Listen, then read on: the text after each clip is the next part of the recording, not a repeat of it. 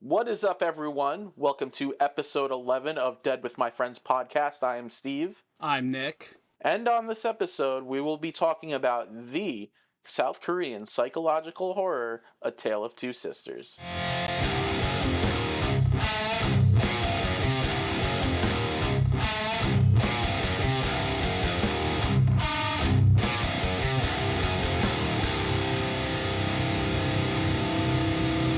So happy New Year, Steven. Yeah, we're 2 weeks into the new year, and wrestling Twitter has been a fucking dumpster fire. Vince McMahon just needs to die and go the fuck away He forever. sold the WWE, didn't he? He's trying to fucking destroy it within and sell it, and this old fuck Predator just needs to fucking just fuck off. That's all I could say. It's been a crazy start to the new year. Why doesn't he just try to sell it to Triple H? Cause if he can't have full control, then no one can. Oh boy. Stephanie she resigned from the board. She was like the co-CEO. Well, Vince was disgracefully had to resign, or as he calls retired, but disgracefully resigned. He's polishing a turd. Yeah, and he's back, and he has a majority of the share and like powerhouse himself in. It's a fucking mess of a situation, and he just needs to fuck off, man. Just like the world is better without him. But on top of that, because I don't want to harp on that too much. Yeah, well, on top of that, hold on, I have something to say to you. Okay. Happy birthday to Oh, you fucking asshole. Steven just turned 30. Yeah. Happy birthday, brother. Thank you, brother. Kind of just tried to be low key. Like I hate getting spammed with like happy birthdays on Facebook and calls and People just all love that you. shit. Yeah, People want to show their love, brother. I just don't want to. It's nothing against them, and I appreciate it. Like I don't know. Yeah. I'm just like whatever. It's just a fucking day. Let's all move on with ours. Like yeah, I went out to dinner with the family, fucking Outback like that weekend because my birthday was on a Monday, but that's about all I did, and that was fine. That's really all I wanted to do was have a good dinner out with the family. That's it. Well, I'm glad you had a good time. Yeah. While I was out, I stopped at a Walmart, Nick, and I noticed the little section. They have the Valentine's Day section out, and there's quite a selection of horror films. There's like I Spit on Your Grave, the My Bloody Valentine.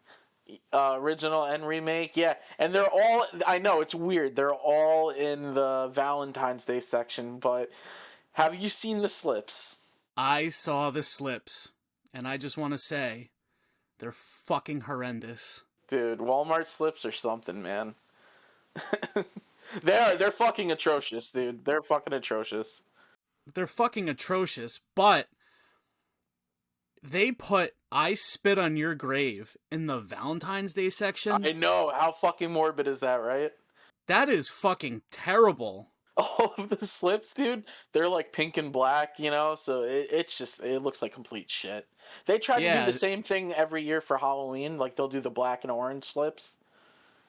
And they're like basic $5 DVDs, like the most basic copies you could get. Yeah, have nothing to them, nothing at all. They're just the movie. But it's like, but look, it's got a slip on it. Oh, well, they know that, us as collectors love that shit. I'm sure. So, but dude, they look fucking terrible, and you know how I feel about it. You know how I feel about shitty slips, and you know how I feel about shitty cover art. Exactly. That's why I wanted to send it to you as soon as I saw it. It's funny, too, that you bring it up, because you had sent me the photo, and then I went on one of the Facebook groups, and I had seen people were like, oh, check this out. Walmart's got exclusive slips. And I'm like, dude, those are fucking horrible. Like, I wouldn't want that in my collection. They're almost as bad as when they released, I don't know if it was Walmart, but I remember seeing them when it would be like Child's Play, but then Chucky would have like the Sugar Skull makeup, Yeah. And it would be kind of like a little transparent, and they did it with Killer Clowns and all that shit too. And I'm just like, that's fucking that's the worst one in my opinion. I think it's so silly. It doesn't make any sense. Child's Play and a Sugar Skull, like what? Killer Clowns and a Sugar Skull? Yeah, you see like fucking Shorty with like a fucking sugar skull face, and it's so dumb. It's crap.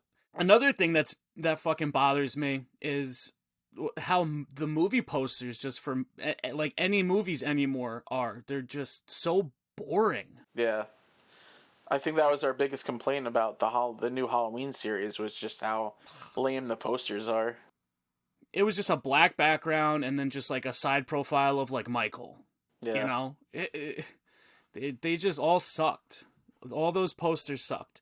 Anywho's, so you went to Walmart. Did you end up picking anything up, or you were just browsing? No, I had to stop in for some other things, but as I was walking by, I always look to see what they got over there. Yeah. And I did see the Twilight Zone series. I almost picked that up. You should have. What was it going for? Like $40, $50? $50. Ah. Okay. So after you had come down, dude, did you watch any more Twilight Zone episodes? I did. So we did like dinner at my grandparents', and my grandfather loves the Twilight Zone, so he already had it on. So I was just watching a few, and then like right before I left was the episode where the woman gets the facial surgery, and it's all like the pig face looking people. Eye of the Beholder is what it's called. Eye of the Beholder, there you go. So we ended up watching that all together, and then I dipped after because it was like 7:30, and I still had like almost an hour drive back home.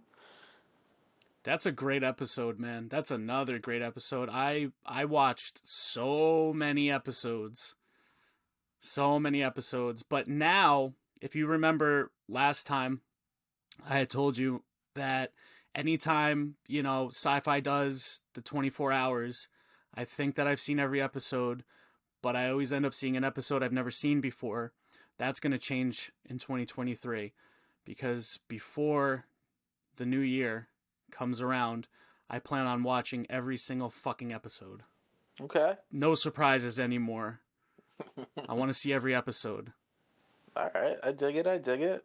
Real quick, my boys in Servant of Sorrow dropped a new EP this past week, and it sounds fucking sick, so shout outs to those dudes. The new EP is called A Dimension of Pure Chaos. It's a 3-song EP. Fucking rips. It's like, imagine Harm's Way with a more black and metal style. That's the best way I can describe it. That sounds like fun. I fuck with that. And I messaged my boy Connor, who fronts the band, and he was like, yo, you hit the nail on the head. So I was like, good shit. But yeah, really fucking good. Really heavy. Hudson Valley? Hudson Valley, man. Beacon. Fucking Servant of Sorrow. Hudson Valley Hardcore. Shout out Hudson Valley Hardcore. Keeping that shit alive, man. Dude, speaking of, real quick, I don't know if you saw any clips from FYA Fest that was this last weekend, but Mind Force like headlined or co-headlined. No, they co-headlined. They had like 2 pits going. And it's so crazy because it's like down in, Tampa, Florida. And again, here's this band from Poughkeepsie. Them and Age of Apocalypse played. And, just seeing all these people from all over just going so hard for our locals.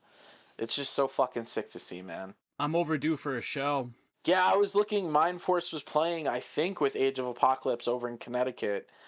But I gotta just see. It's in March. It's a 2.5-hour drive. Not the worst, but, we'll see. We'll see. You gotta look into it. Have you watched anything good since we hung out? This past Friday was Friday the 13th. I watched the original, and then I watched, part 5, just because I was feeling part 5. And then I watched a shitty movie called Seder, and I don't even want to get into it because it just sucked. It was like a slow burn with barely any payoff. Like, that's the thing is, like, if you're going to have a slow burn, you got to have a good payoff, and this payoffs just weren't worth it. And, but, on the other coin, not so much watching, but just in the world of horror right now, I mean, Evil Dead Rise trailer has dropped. So let's talk about that a bit. Yeah, let's do that. What do you think? So I'm a little 50-50. At first, so there's like 2 trailers. The one I saw, I was like, okay, I'm pretty hyped for this. And then I saw a second one. And I was like, we'll see. So I'm on the fence. I saw the teaser, which I thought was pretty good. And then I had seen the official release, and I think it looks pretty good. I don't really know much about it. I haven't really looked much into it, but is this supposed to be like in the world that Fede Alvarez had created? Like his Evil Dead world? Because the title font looks just like the Evil Dead font, Fede Alvarez's Evil Dead. So, Yeah. what do you know about this flick? I don't know really much about it other than like Sam Raimi and Bruce Campbell are on board as producers, correct? Yeah, I mean, I know Bruce Campbell is a producer, maybe Sam Raimi. I'm not 100% sure. I don't know as much as you think. I really don't.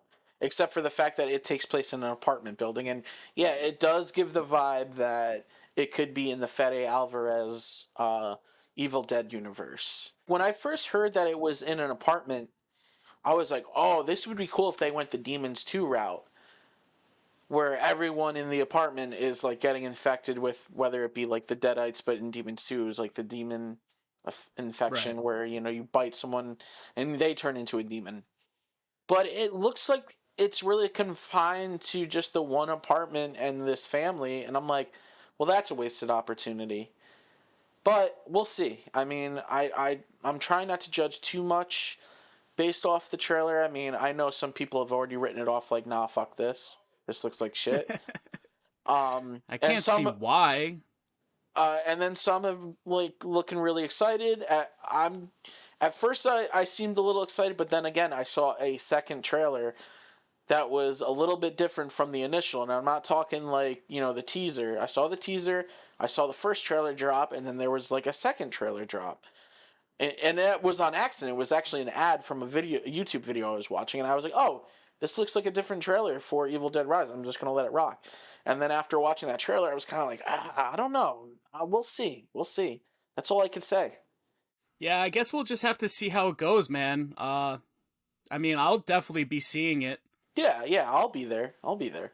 We also got another trailer, Beau is Afraid, the new Ari Aster flick, starring Joaquin Phoenix. What do you think of that? So I'm telling you right now, it's not going to be a horror film. I just think it's definitely going to be violent and out there. And yeah, I'm willing to give it a chance though, because I do like Ari Aster. I'm not crazy about Midsummer, but I thought it was solid. But Hereditary, I fucking love. So Ever since Midsommar, like everybody's just been waiting to see what Ari Aster is going to be doing next, and I was very surprised with this trailer because it just seemed so far from Midsommar and Hereditary. I loved Hereditary, so I went and I had watched Ari Aster's early stuff when he was in film school and everything, like his shorts and stuff. He really loves dark comedies, man. I'll send you a couple of them. Once you watch his shorts, you'll see what I mean. It's going to be very interesting, and Joaquin Phoenix is in it. I've loved everything that he's done, so I'm very curious to see. I'm very curious to see this movie, man. I'm excited. yeah, I'm definitely gonna check it out. I mean, for the most part, I do like Ari Aster. Uh, Loved Hereditary, as I said before. But yeah, we'll see. We'll see, man. It's still early in the year, so more things to be announced. Just like, and maybe this was the birthday gift for me, but it was announced on my birthday that Eli Roth's Thanksgiving is finally gonna happen. Finally. After years of wishing it was gonna become a thing, it's now gonna be going into production, and I am so excited. I loved the Quentin Tarantino Robert Rodriguez uh, Grindhouse double feature release in theaters. Grindhouse, Robert Rodriguez, Quentin Tarantino, that shit was fucking awesome. And I'm sorry, I don't care what anybody says. Death Proof is an awesome movie. Everybody always says it's like Quentin Tarantino's worst movie, but it was fucking awesome, bro. That was such a treat for us to get. And I think we're overdue for somebody to take over and do the Grindhouse shit. Like maybe wouldn't it be cool if like Eli Roth and Edgar Wright did like Grindhouse? Yes, with their trailers. I want to see Don't. I want to Don't looks creepy. Don't. Go in the basement. Riffing all those movies with the don't do this, don't do that from the early 80s and 70s. But I would love to see that as a double bill. Eli Roth's Thanksgiving, Edgar Wright Don't. Like, why the fuck not? But at least we're getting Thanksgiving. We already have Machete. We already have Hobo with a Shotgun. It would have been cool if they had thought about just kind of like continuing that Grindhouse world that they created. And I guess you can consider that like a world, right? Like their Grindhouse world. Sure. Robert Rodriguez and Quentin Tarantino present Grindhouse. Eli Roth's Thanksgiving. Edgar Wright's Don't. You'll come home for the holidays in a body bag. White meat, dark meat, all will be carved. Hell yeah, man. Great taglines. Real quick, before we jump into Tale of Two Sisters, because we should start getting into it. Fucking dude, you've done some Leatherface masks recently on the Butcher's Gallery. Are you open for orders right now? Yeah, man, I'm open for orders. I took a bit of a hiatus. It was much needed. Just kind of needed to work on some other things. Going into the new year, though, I just really wanted to open it up again, man. And I'm very happy to have done it. Dude, a lot of people are happy that I'm back. I've had orders going out. I have orders currently. So, yeah, if anybody's interested, the Butcher's Gallery on Instagram and Facebook, hit me up. Yeah, so you did what recently? A Kemper mask that you put out? Yeah, I recently did a Kemper mask. I had that sitting for a while. That was actually a mold that was given to me. It was awesome, dude, how it had happened. This guy, I did some work for him, and he hit me up and he's like, I love what you do with these Kempers. I have the ability to obtain this mold from this artist. I want a mask done. If I give you the mold, will you give me a mask out of it? And I said, sure. He was like, but it's filled with clay. Because the guy tried to like clay pour it to make another mold, and that's not the way you do it. So it was filled with fucking clay, dude, and it took me like a week to get it all out. But I got it all out and everything, and now I got a free mold, man. Nice. It was awesome. With rights to reproduce, or yeah, rights to reproduce. Okay. I had spoken with the artist who sculpted it. I asked if it was okay if I produce them. And he said yeah. He's like I love what you're doing with it. He's like, fucking have at it. So awesome. Are you just specializing right now in the '03 Texas Chainsaw Massacre remake masks, or are you taking orders for like, the original or any others, or just trying to keep it with mostly the '03? I never intended on keeping it with the '03. It's just, it was kind of like a runaway train once I started doing it, though. You know what I mean? Like, a lot of people wanted it.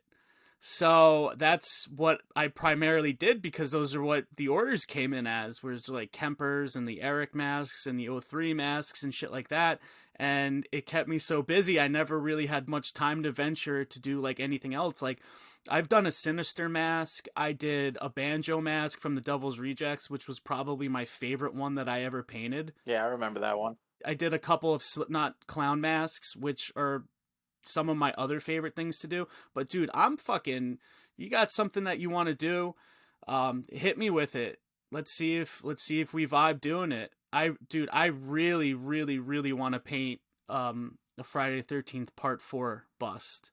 That's my favorite Friday the 13th look, and I think that I could really, that's the best look, and I've been dying to fucking paint one. That's one project that I want to try to take on this year, is a Friday the 13th part 4 bust of some sort. It'll happen. But yeah, I'm not opposed to any other projects that aren't the 2003s. Actually, if anything, I'd like a different project. Yeah, I definitely feel like a lot of the orders that you've gotten and have showed me are just like all '03 Texas Chainsaw Massacre masks. So I'm like, are you an '03 guy exclusively? Not exclusively, no. It's just what happened by default, I suppose, because people liked it. But yeah, so Butcher's Gallery, go check it out. You'll see a lot of Kemper flesh masks and Eric's and shit, but they're cool. They're a lot of fun to paint. I really enjoy doing them, though. So even if you have fucking some of those, I'll do them. Good shit, good shit. All right, brother. What do you say we get into A Tale of Two Sisters? Let's fucking get into it because I am so excited to talk about this fucking movie, dude. Oh, I know Uh, you are. yeah, I am so excited to talk about this movie, man. I absolutely love it. It's no surprise. I love this fucking movie so much.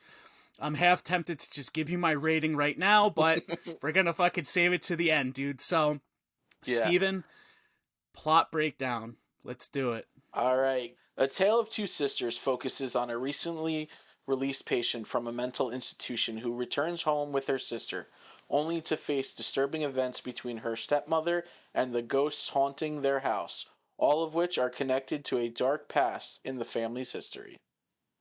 So that's the Oh plot. yeah. Now let's fucking. Actually, before we dive in, man, just want to make mention that this is the same director of I Saw the Devil, That it is, man. Kim Ji Woon. I Saw the Devil was in my top 10 favorite films of all time, if you referred back to the pilot episode. And I think you had put A Tale of Two Sisters in your top 10 favorite films of all time. A Tale of Two Sisters did not make my top 10, but Was it an honorable mention? it was an honorable mention, man. I Saw the Devil is what got me to seek out A Tale of Two Sisters because I loved I Saw the Devil so much. I wanted to look at all of Kim Ji Woon's filmography, and A Tale of Two Sisters was on there. I had heard a lot about it, and I had never seen it. And then when I had seen it finally, I was like, this fucking guy gets it. This guy knows how to make a fucking movie. This guy knows how to make a horror movie, man. And not only that, he has another movie from '98 called The Quiet Family. I don't know if you've heard of that. I have not, but real quick, there was another movie of his starring the same lead in I Saw the Devil. It's called A Bittersweet Life, and that shit looks awesome. So Yeah, I we'll have to that's check it out. yeah, that's another movie of his that I do want to check out. But continue. The Quiet Family's fucking awesome, dude. It's the last one that I had seen by him. So, just a little quick thing about that is just a little synopsis about that movie is a family opens up a mountain inn where their first guest commits suicide. Suddenly, all their guests befall horrible fates. I think next time you come down, we should maybe check out these two flicks. I'll show you this one, and then we'll check out the other one that you mentioned. Yeah, Bittersweet Life. Yeah, I'd be down with that. But yeah, I love his filmography. I think he's an amazing filmmaker. And this movie shows it, dude. Like this fucking movie is just incredible. It's a hauntingly beautiful movie in my opinion. Yeah, I do like the way it's shot. There's some really good visuals, great atmosphere at times, and the twists are just insane. It's just like twist after twist after twist. A lot of layers and a lot to unpack in this movie. You know, I remember you'd recommended to me like back in 2018, and I watched it then, and watched it like alone, real late at night. Uh, and there are certain moments that definitely creep me out during my first watch, but I don't think it was up until this second watch for the show that I really started to pick up on more things. Oh yeah, absolutely. So it starts out and it's in a mental institution, and we have a doctor in the room, and then a patient gets brought in, and this is our main character, Sumi. So they sit down, and she's really unresponsive. Okay, she's sitting down, her hair's all in her face, and the doctor's trying to talk to her. So he proceeds to start like asking her a bunch of questions, and one question that really stood out to me is he asks her, "Who do you think you are?" And he shows her a photo of her and her family, right? Yeah. And then he starts trying to talk to her to get the information out to ask her about like what happened. And there's just like a moment of silence, and then she like lifts her head up and like looks away, and she's starting to recollect what had happened. And then we get put into the movie, and then we're in the car with Sumi and her sister Suyan. I think that's how you say it, right? Yep. Suyan. Suyan. Yep. And their father, and they're on their way home, and we're looking out the window, And there's like this beautiful music, and we're kind of like seeing like these hills and these trees and things like that. And I think this is now Sumi being released from the institution. Yeah, that's what I gathered too. So with that, the girls arrive with their father, and entering the home, we meet the stepmother. So the stepmother, at first she seems very nice, like kind of like overly nice with how she greets, the sisters. But then as the movie goes on, things kind of change a bit with the stepmother. Oh yeah, it becomes like really tense. You could tell Sumi is not excited to see the stepmom, and Soo Yun is very timid and kind of like scared of the stepmom, and there's just a lot of tension right off the bat. A lot of tension between all of these people, and they all seem like, aside from the sisters, everybody in the home just seems very separated. The father and the wife don't share the same room. The girls at first are in separate rooms, but it just seems like everybody's really separated in there. Yeah, definitely. A lot of, like you said, the whole mom and or the stepmom and the dad not sleeping in the same bed, and you notice too, like the dad like hands the stepmom some pills to take, and you're like, oh, what's that about? Well, that would come into play later. Which, real quick, if you haven't seen this movie, we are going to get spoiler heavy because there's a lot to unfold and there's a lot of twists, and if you don't want them ruined, I suggest you put this episode on pause now, go back and watch the movie, and then pick right back up because we're going in for a deep dive on this one. So yeah, a lot of tension, like you said, and it just starts to build and build and build. And it seems like, Sumi, she starts doing some digging. She realizes like her room has been messed with. All of the clothes are the same. She calls out the stepmom, saying like, "Hey, don't go messing around in my room." And then she goes into her mother's things, I believe, because the mother is deceased, and she was like mentally ill, and she starts to discover these pictures of like, first it's family photos, but then you see like the dad and the stepmom, and it's revealed that the stepmom was like a nurse, and the same nurse that was treating the mother for her illness. So now you add even more resentment from Sumi onto the stepmom once she starts to put that together. And then all of these crazy things just start unfolding. Like, there's one scene where Soo Yun is sleeping, and this is a great moment of tension right here. Oh yeah. The fucking door opens, and you see a hand wrap around the door. Yep. Fucking intense, dude. It's just creaking open, and Yeah. she's just staring at it from the bed. But what she does, which I would never fucking do, she turns her back to the door. Like she's watching it, and then she Mm-hmm. gets scared, and then she like jumps over and turns her back to it.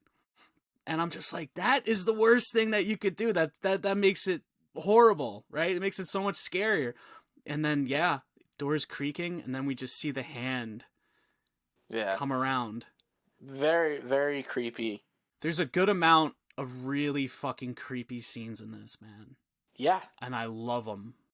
One of the best jump scares I've seen is in this movie, and we'll get to that. So yeah, after Soo Yun sees that, she like gets up and runs and jumps into her sister's bed. That's like our first moment of, okay, what's going on in this house? But then there's this dinner scene, right? Where the stepmom invites her brother and her wife over, and we get another like moment of tension and awkwardness because the stepmom is going on about like this memory that she had with her brother, and the brother just doesn't recall, and he plays it like dead straight, like, I don't remember any of this. And then like the Yeah. stepmom starts acting really unhinged and like really bothered by it. But then, to make matters worse, or even more intense, I guess you could say, is the brother's wife breaks out into a full seizure. And when she does, she like sees something that trips her up, right? Yeah. And we don't see what she sees, and at first that kind of bothered me because what she sees gets revealed to us in like a retelling to the husband, because they end up leaving Yeah. like right away, like, okay, she needs her meds, she needs to leave. And then the husband is asking, like, what did you see? And she starts retelling, and that's when we see that when she'd fallen over, there's a fucking girl, like, burnt, decaying, whatever, under the sink. It was so scary. So fucking creepy. That's when, at that moment, when I Yeah. first saw this movie, I remember like texting you, like I was like, oh man, like I'm already fucking creeped out. Like that's where I was like, okay, shit is like really picking up.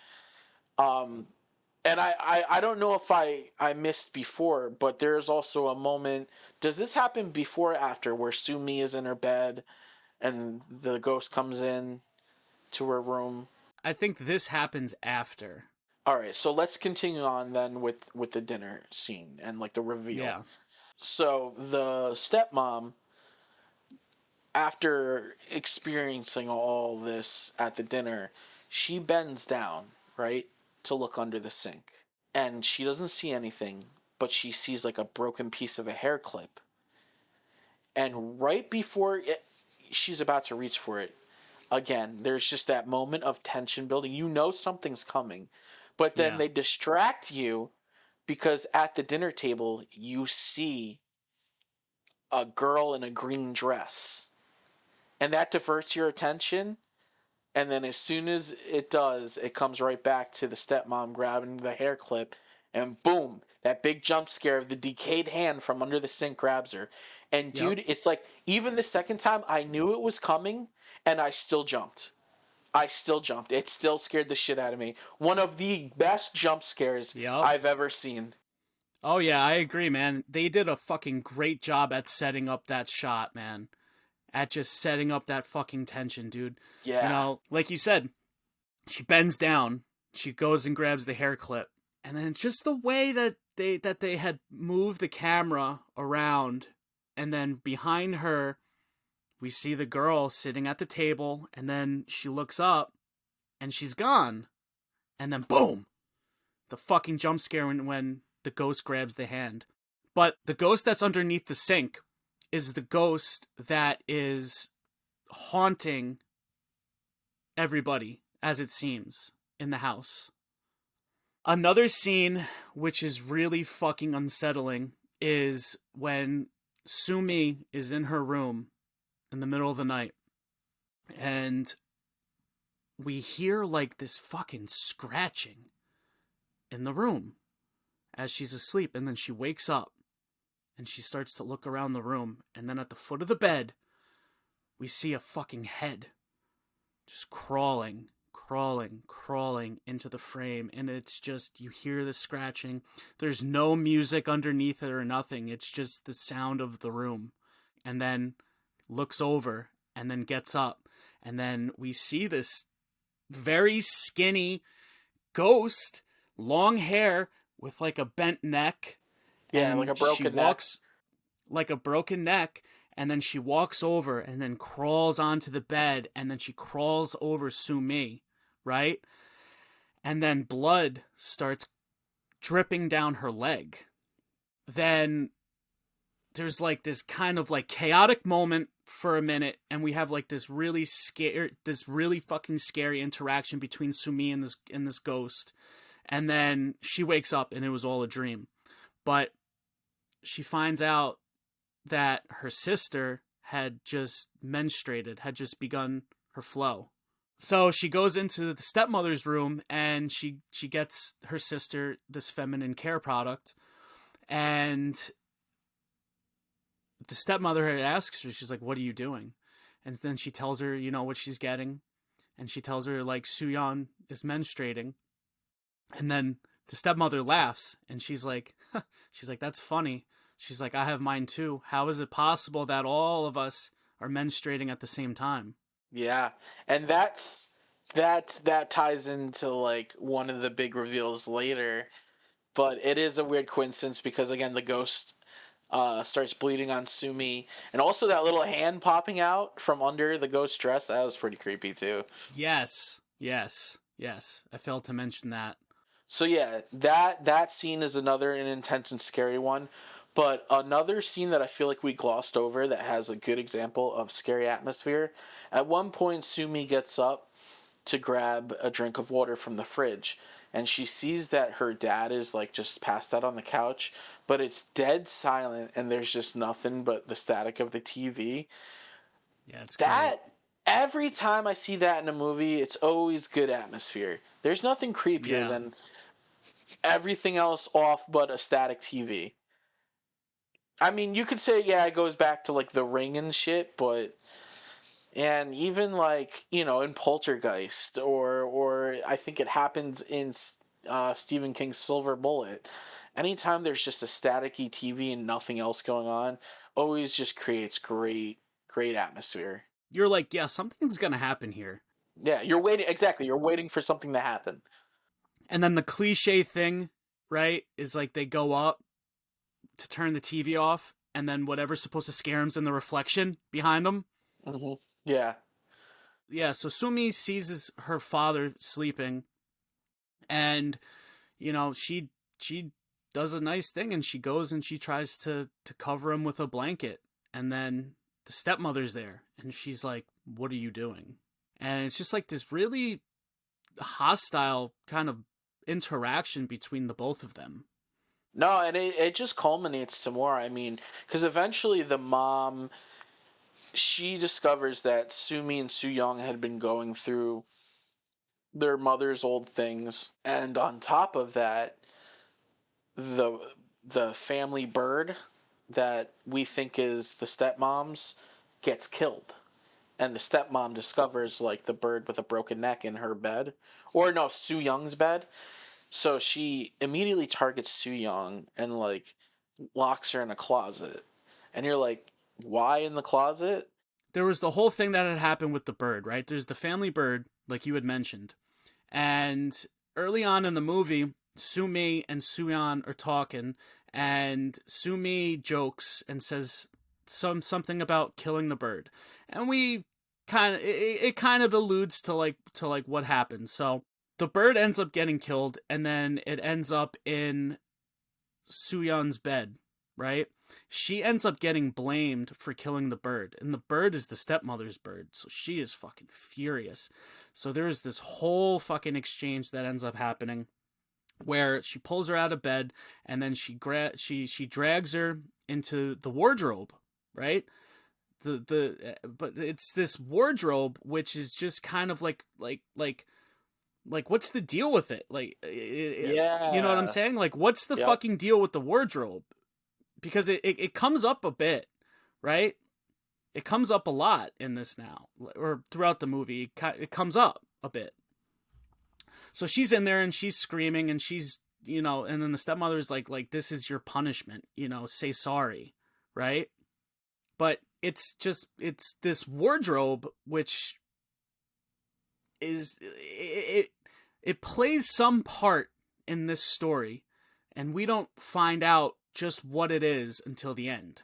The big twist in all of this, I think we might as well just let the cat out of the bag now, is that Suyeon is dead. And she's been dead the whole time. And in my opinion, this is a way that Sumi is dealing with the grief of her sister dying. Yeah. The grief of her sister and her mother's death. But you don't find out about the mother, just what happened with the whole mother's death until the end. But we'll eventually get to that. But how we find out that Suyeon is dead is throughout the whole movie, Sumi, whether she's talking to her father or her stepmother, she does reference her sister all the time. And they're always together. It's never corrected though. Like the father's never like, stop that, your sister's dead. You find out pretty late in the movie, but Sumi and her father end up having this exchange and this conversation, and then he's the one that tells her, and then she cannot accept it. She does not believe it. She doesn't believe that her sister's dead. So not only is Suyeon being dead a big twist in the movie, and that it's been in Sumi's head this whole time, like I said, to deal with her grief. There comes a point in time in the movie, and I love this scene, where the stepmother is dragging a fucking big bag covered in blood in the house, and as she's dragging it, there's just like this trail of fucking blood, and you're like, what is in this thing? So yeah, Sumi is looking in the wardrobe, and she sees the bag, right, where she saw the stepmom dragging that was all bloody, and she thinks it's Soo Young. She follows the trail of blood.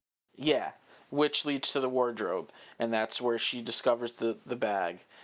And the stepmom catches Sumi snooping in the wardrobe and has a boiling kettle of water, which I think the stepmom was going to try to splash her with it for discovering, her dirty secret. And we get this big confrontation that has been building between Sumi and the stepmom. They start going at it. Sumi stabs the stepmom with a pair of shears, almost inside style, into the wall.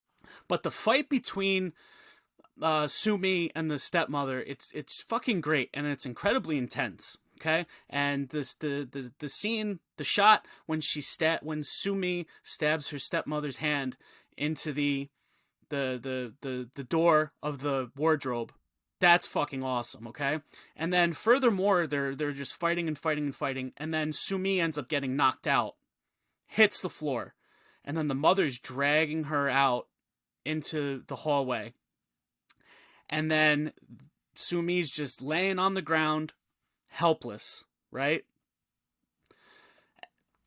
What ends up happening? The stepmother is like dragging in like this fucking statue from the garden. There's a beautiful garden inside the house, might I add. This house is beautiful. I love this house. It's like in the middle of nowhere. It's amazing. But she's dragging the statue inside, and you're like, no, she's gonna fucking drop it on her. She's gonna drop it on her head. Sumi says to her, help me. And then the stepmother, says something along the lines of like, oh yeah, I'll help you. I'm gonna end it all. And then she picks the statue up and she's holding it, and we just have like this minute of suspense, and then the father comes home and we hear the smash. Yep. And you're like, fuck.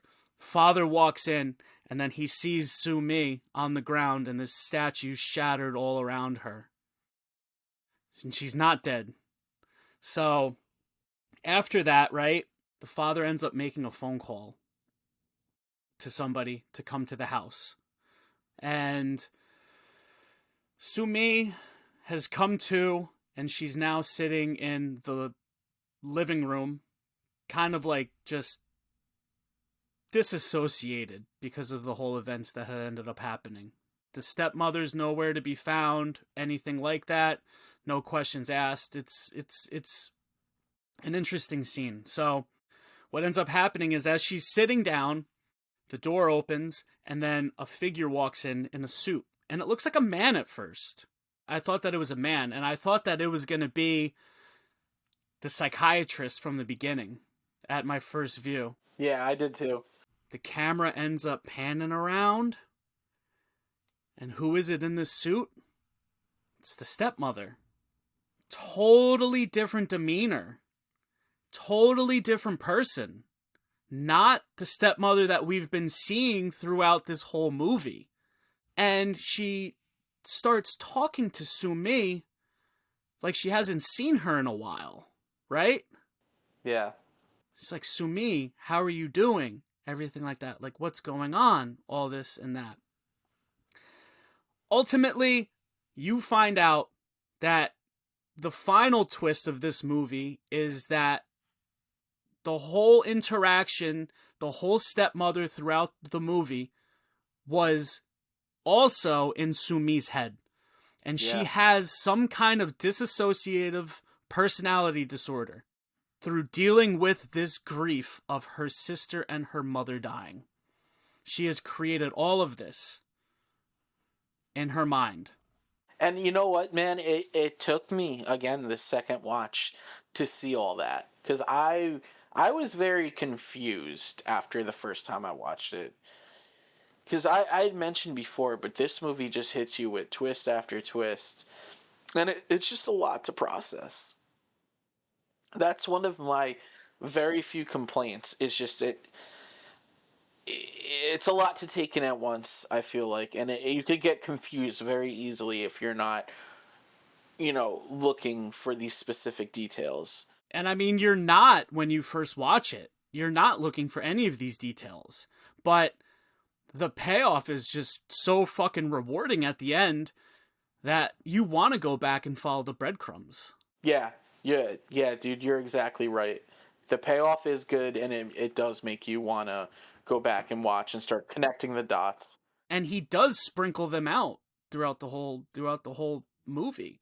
Like you had said early on, the father never refers to the girls together. Yeah, it's always separate. Yeah, he never acknowledges the sisters. It's always a separate thing. Do we ever see all of them in one room together? Yeah, at the dinner table when they first show up, when Sumi first comes back from the hospital, they're all sitting at the dinner table. That's the one scene, correct. Yeah, and that's a very tense scene, man. So the one thing that needs to be addressed in this film now, after knowing this twist, is what's the deal with the stepmother now? Is she the stepmother? Is she just the nurse that was taking care of their mother as she was ill? So then we find out exactly what the fuck has happened to everybody. What was this trauma that everybody had experienced that set all of this into effect? So what ends up happening is Soo-yeon, while she's alive, is sleeping in her bedroom, and something wakes her, and she goes to her wardrobe in the room. And this is the wardrobe that we see throughout the whole movie. She opens up the wardrobe, and her mother's in there, hanging inside the wardrobe. And in an act of desperation, Soo-yeon is shaking her to resuscitate her, to see if she's alive. And then the fucking wardrobe falls over, and Soo-yeon is trapped underneath it. And it's almost as if everybody inside and outside the house, the father's outside the house, the stepmother's inside, Sumi's inside, and as soon as the wardrobe falls, there's this silence, and everybody's standing still in that moment. And it's everybody hears what had happened, but nobody really knows, okay?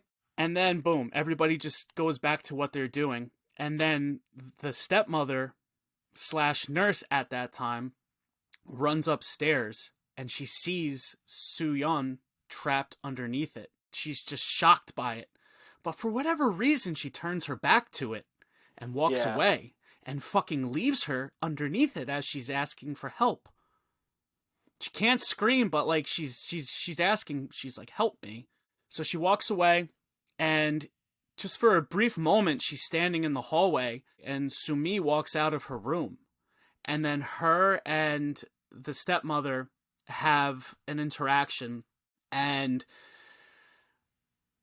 Sumi insinuates that this woman is ruining her family, and she's just leave my family alone. I want nothing to do with you, right? And she's just very fucking nasty to her. She's the other woman, man. The mother's ill. This nurse comes in, and as it seems, is trying to take over the role as the mother, which to any kid like that it's going to be a very fucking awful, difficult thing. And you're not going to want any part of that. The mother kills herself because of that. The mother kills herself because the father's fallen in love with the nurse, and she knows it. So she hangs herself. So the stepmother says to Sumi as she's walking away, "You might regret this moment." And that is just like, wow. You're like, that's fucked up, man. Like the after effects that are gonna happen, like the father, he's grieving the whole time through this movie, and he's just trying to keep his shit together, you know? And he's just trying to accept his daughter for what she is, and then he just kind of has enough of it at a certain point early on in the movie, like we had already covered, where he finally tells her that her sister's dead.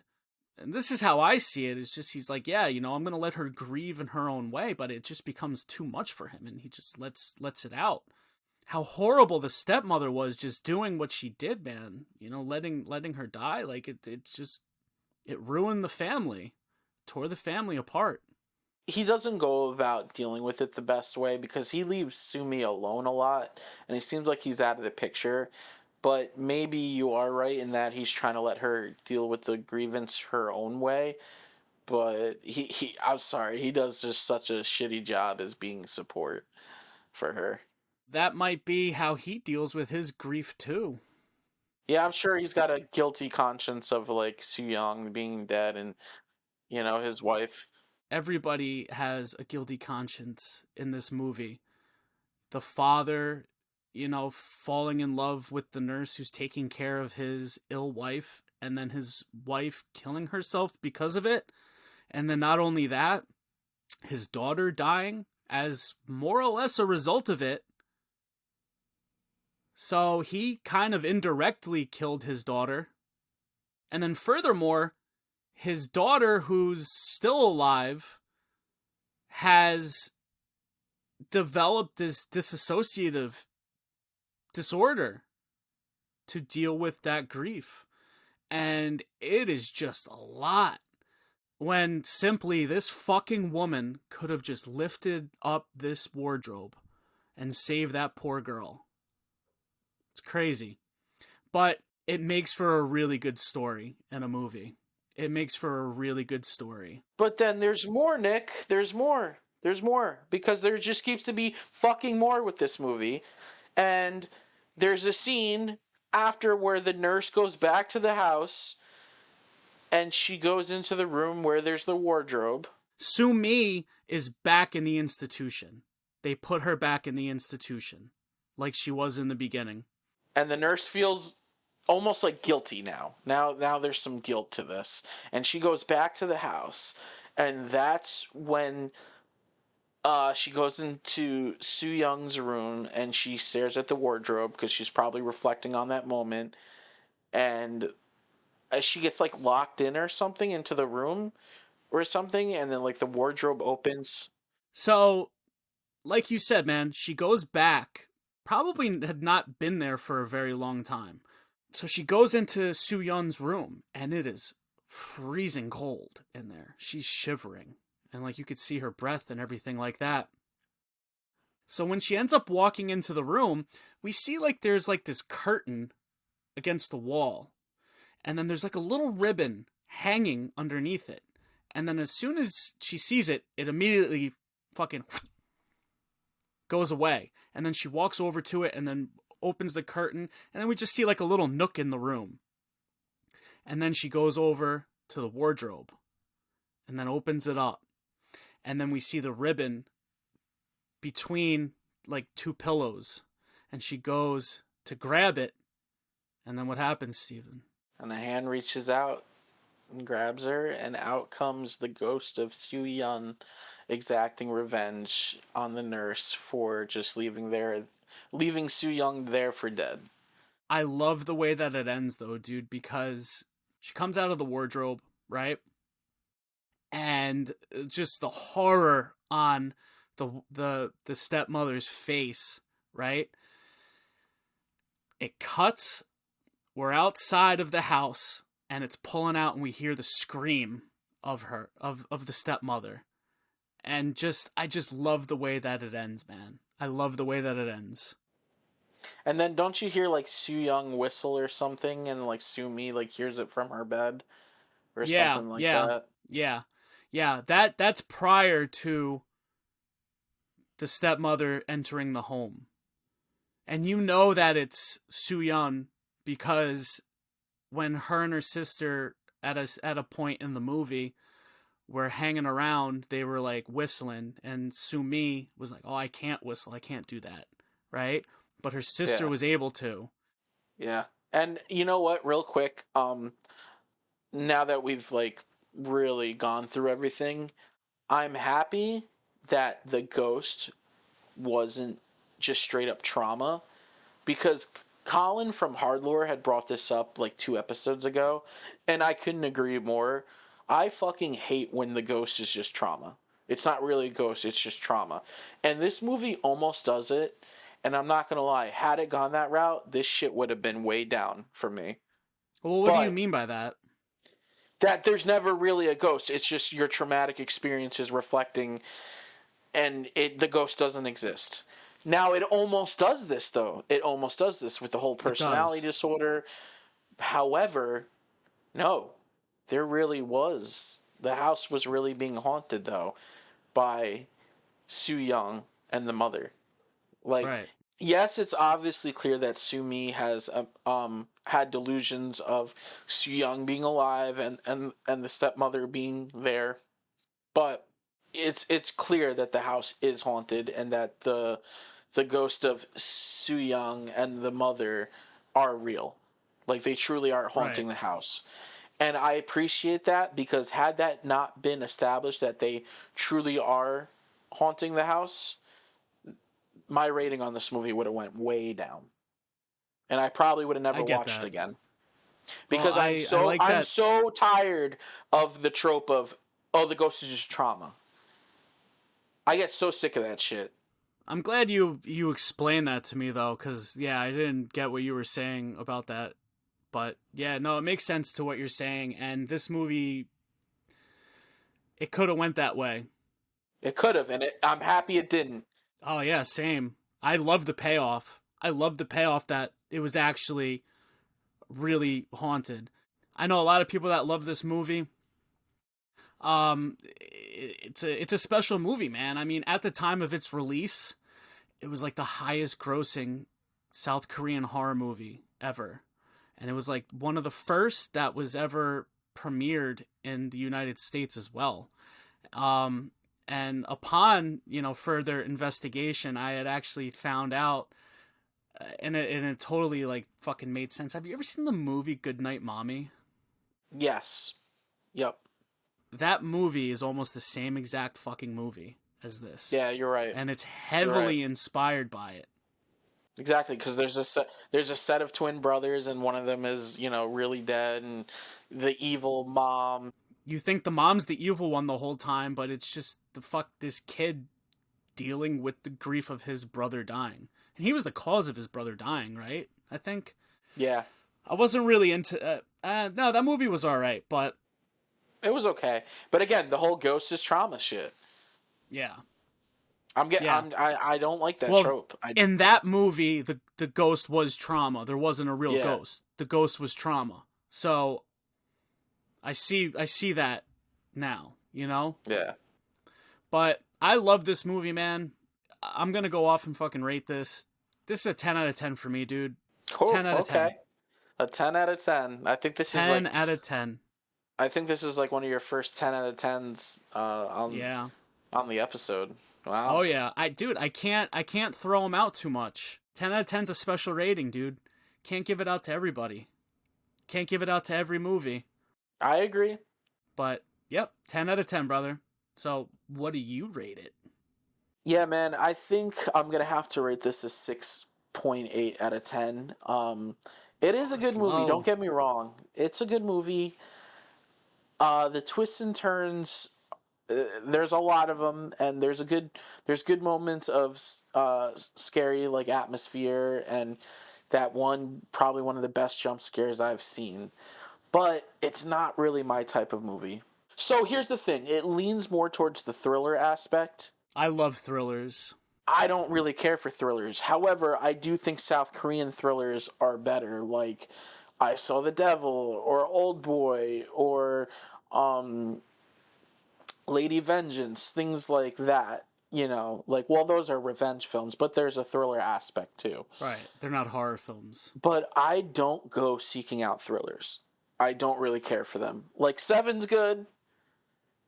I do want to see 8mm. 8mm I is haven't good. seen it. Psychological horror, I have to say, is my favorite. See, maybe that's it. I don't really like psychological horror. I don't. I love shit that makes me think. I like my horror low budget, full of gore, with a decent story. The acting doesn't have to be good, but the story's got to be decent. Like you were saying before, you were trying to be all nonchalant about it, but you want that shit fucking spelt out for you. Yeah, I guess so, man. You want it spelt out. Know. You don't want to think. I don't. Yeah, dude, I don't like movies where I have to think too hard about it. And maybe I'm a lazy watcher. No, you're not. You're not a fucking. I mean, I like to think I pick up on things, but those are like, I'm not. I don't know, man. I'm not one of those that prides myself in looking for every little Easter egg. Only if I really care about the movie. Not saying I don't care about this movie.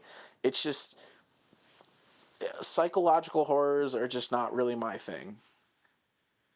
I get it, man. I mean, plain and simple. They're not for everybody, but they're definitely my favorite types of movies. Like I said, I love thinking through the movie. I love trying to figure it out. I like when the pieces of the puzzle now fit together. I love a rewarding payoff. It's got to pay off for me though. I don't want to watch something shit. Yeah. And A Tale of Two Sisters delivers for me, for sure. Listen, I will definitely recommend this movie. I will say, like, people should check out this movie because there is a lot of positives. Even though this isn't my type of horror film, I do appreciate Asian horror, especially like South Korean horror and thriller. And this is one of the good ones. It's just not particularly one I seek out. I understand that, and I want to just jump off of what you were saying. I don't think there's any horror like Asian horror. I think over on that side of the world, they're doing it the best, and they've done it the best, and they will continue to do it the best. They're the scariest movies, in my opinion. I gotta agree, brother, because, like, I don't like ghost movies in particular. Like, I think before this resurgence in 2022, the market was oversaturated with paranormal horror. However, Japanese paranormal horror definitely is way scarier. Like, they just know how to create good tension and good moments that'll scare the fuck out of you.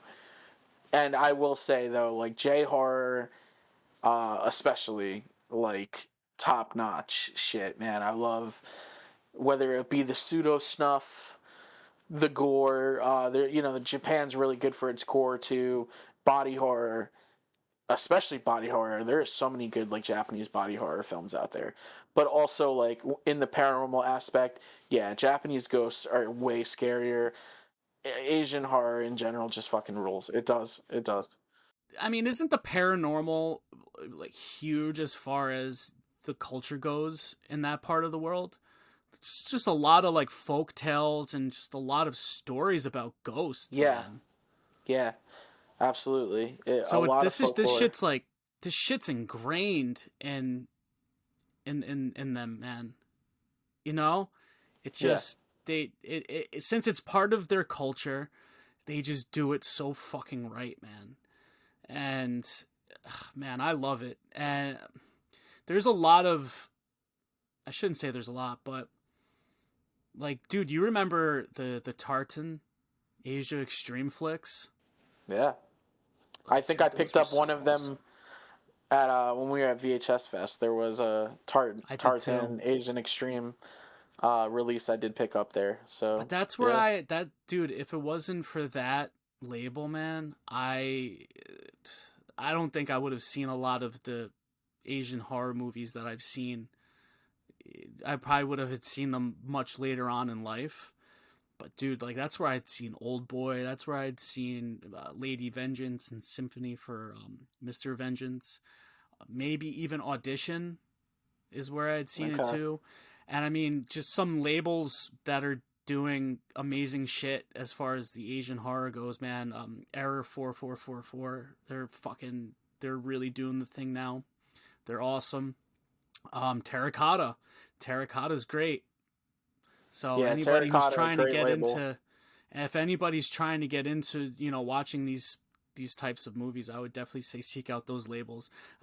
Terracotta at one point did have A Tale of Two Sisters in their catalog, but they no longer have it. But I had watched this on the Arrow video release that had come out a couple years ago, and I'm gonna go ahead and say that this movie should have gotten an LE release, the limited edition release, like the box set. I would have loved that. They did it for Crimson Peak, and I'm just like, Crimson Peak didn't I know, necessarily it's need so that. random. Yeah, it didn't really need it. So this could have definitely had used it, and I feel like it's one of those movies that could have used that kind of like exclusive LE shit that Arrow does with certain titles. I would have loved that as being a collector, but I rate this movie a 10 out of 10 and you rate it a 6.8 out of 10, so you're perfectly fine with your standard copy with the slip. Yeah, I don't even have a copy of this movie. Oh, you don't? I thought you did. No, I don't have a copy. Where'd you watch it? Shudder? Fucking YouTube. No, It's it on wasn't on YouTube? Shudder anymore. Yeah, I lucked out because I was like, "Fuck, dude, it's not on Shudder." I don't know. I was almost gonna hit you and be like, "Can we do something different?" But then I found a DVD rip on YouTube and I watched it, Oh, and I made shit. sure like it was the same length. Luckily, it was like just uploaded like a few weeks ago. So Oh, okay, so it hasn't gotten taken down yet. Okay, so not yet. for whoever's listening, if you want to go watch the movie, Steven found it. YouTube, go check it out. Yeah. For me though, man, like what really set the bar for like me seeking out more Asian horror was Evil Dead Trap. That movie, I was just like, I want to see more Japanese horror after I So saw good, that. man. That movie's so good. I haven't seen the I second fucking one. love that movie. I've heard mixed things about the second one. I admittedly haven't seen it either, but I will be picking up that Unearthed release that just came out a few months ago, especially since I have the Evil Dead Trap Unearthed release. And I think I'm gonna that grab movie, it too. I can't speak highly enough. That's everything I could want in a horror film is in Evil Dead Trap. The Oh craziness, man, the yeah, gore. that's such a good Yeah. movie, dude. That's such a good fucking movie. Um, one to go back though quickly to how they do it so right in that part of the world, right? There's a remake to A Tale of Two Sisters called The Uninvited, which came out and I believe it was 2009. And you remember that era in the mid 2000s where these Asian horror films were being remade. Like they remade The Ring. They did a bunch of sequels of The Ring. They did Shudder. Shudder fucking sucked. Fucking sucked, you said? Shudder fucking sucked. The remake. I The haven't seen the original's original. the original's But great. I saw the remake in theaters and I was like, this was fucking lame. Yeah, I wasn't a fan of it. I'll be honest, I wasn't much of a fan of any of the remakes. The exception is The Ring. Yeah, at the time, like, I saw it young and it was like the big scare. Yeah, But everybody was talking about it. I think the Grudge remake was okay, but Ju-on is totally scarier. Oh yeah, Ju-on is much scarier, dude. Funny, do you remember the fucking Grudge versus The Ring? That exists. Yeah. Kayako That is versus fucking Sadako. good. That is good, man. That's a good fucking movie. It's a silly one. It's a tongue-in-cheek kind of just gotta go with it. It's a fun one. I think I'm gonna watch that tonight. I really loved it. We watched it as soon as I grabbed it when we were at Monster Mania. Yep. But I love it, man. But yeah, dude, look at what you had said about the Shudder remake. You're like, it fucking sucked. They just can't replicate it. Can't do it. And I've never seen The Uninvited. I've never seen the remake, and I never will. Somebody was actually talking to me about a horror movie, and they explained pretty much the plot of A Tale of Two Sisters. And I'm like, you're talking about A Tale of Two Sisters. And they're like, what? No. Talking about The Uninvited. I'm like, interesting. And then I found out that it was a remake, and I'm like, fuck. I have no desire to watch it, man. I have no desire to watch it. I have my love, you know? So, that's all I gotta say about all of this, man. Fucking love this movie. I'm glad we got to cover it. Really glad we got to cover it. I was very excited. Yeah, man, this was like your spotlight today, man. You really dove in on this one, and I just wanted you to take the lead because I knew you had like a serious appreciation for this movie. So I was like, do. yeah, I'm just gonna let you do your thing, and I'm gonna just chime in when I can. I'm a lover of mostly all horror, but I love Asian horror, man. Love it. It's my favorite. I mean, don't get me wrong. I do too, just not particularly like the psychological shit. I get that, but the psychological's great. The ghost stuff is great. Even the action flicks are fucking great, dude. Yeah. Just, I gotta visit Japan, South Korea. South Korea has just been killing it for such a long time, man. Like, now we have Train to Busan and, you know, Old Boy, all those flicks. Yeah. The Vengeance trilogy. Their films are really getting put on the map as of lately, and they've been doing it since like the early 2000s, you know. As they should. And I mean, Bong Joon-ho, Parasite director, look what he's doing, man. And he's not even a horror film director, man. Like, he makes just really good movies. Yeah. Like Memories of Murder, that's a phenomenal fucking movie. And people often say, and I don't necessarily know how true it is, that movie was a huge inspiration for the David Fincher Zodiac flick. And I can kind of see that comparison.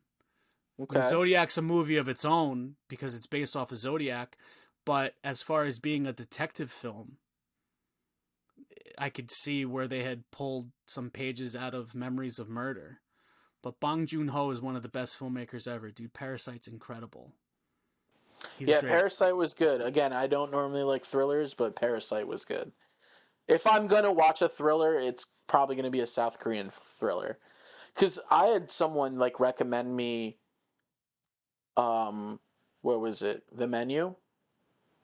And I'm like, no it's thanks. On HBO? Yeah. I was like, no thanks. I'm not into thrillers. I'm really not. I've seen the trailer. It just doesn't interest me. I always make time for newer flicks. I have to. And Kim really likes watching newer shit too. She likes venturing in. So we watch a lot of like the newer stuff. Like a trailer has to, for newer shit, I should say. A trailer has to really grab me for me to like go seek it out, I guess. And luckily, again, coming off of 2022, it was a great year for horror. So let's see what 2023 has in store. Hopefully, it continues on that trend of great original horror. You know, I think that it will, man. I'm excited. I'm excited to see what's coming this year. To talk about real quick, like the 2022 shit. Kim and I had sat down and I showed her Barbarian. They do a good job at making you think that it's one movie and then it takes the turn into another movie. And I just really wanted to see how she would react to Bill Skarsgård in it as being a woman. Like what, you know what I'm saying? Like to get a woman's perspective of this movie. And it was just the reaction the whole time that I knew that it would be. And I even said to her, I'm like, I could even call what your fucking rating's going to be on this. And she's like, yeah, what? I'm like, you're going to rate this shit like a 7 out of 10. By the end of this, you're going to really like this movie. And she was like, yeah, that was a really good fucking movie. I'm like, what do you rate it? She's like, probably a 7 out of 10. So she liked it. And she loves Bill Skarsgård. She's like, he's so handsome. Bill Skarsgård's a handsome motherfucker, dude. Great fucking actor too. He's a great actor, man. I'll watch anything he's in. I'll watch anything he's in. So you're gonna watch that new Crow remake? I'm gonna watch it. We're gonna go to the. Me and you are gonna go to the fucking theater and watch it. You're gonna watch it. You're gonna have to drag me in, man. I'm gonna need a moment to just before I sit down because that's Brandon's movie, bro, and it's just hard to let that go. But I don't want to get into Crow talk. We're not gonna get into Crow talk. We'll get on that at another time. But This has been a great episode, Steven. I think it's time for you to take us out. All right, with that being said, I think this wraps up the episode for A Tale of Two Sisters. Definitely check this one out, even though I'm not particularly a fan of psychological horror. I definitely think that South Korean films do it the best, and it is worth checking out. There's a lot of good moments of scare, crazy twists. It is a wild ride, but I would recommend watching it more than once. So if you like what you've been watching and or listening to, be sure to follow us at Dead With My Friends Podcast on Instagram. We are on Spotify, Apple Podcast, and YouTube. Be sure to leave us a 5-star rating and review. It really helps the show grow. Until next time. Until next time, everyone. Peace.